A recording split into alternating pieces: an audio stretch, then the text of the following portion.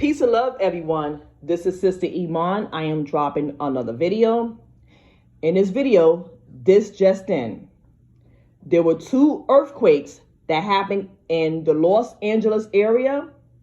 The first earthquake, a magnitude 2.6, on December 28th, 2021 at 8:19 a.m. local time. The second earthquake, a magnitude 2.9, on December 28, 2021 at 8:30 a.m. local time. So there was 2 earthquakes that happened in the Los Angeles area.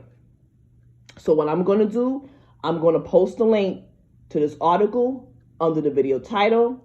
I'm going to close it out. Like, share, and subscribe. And I'll see you in the next video. Peace.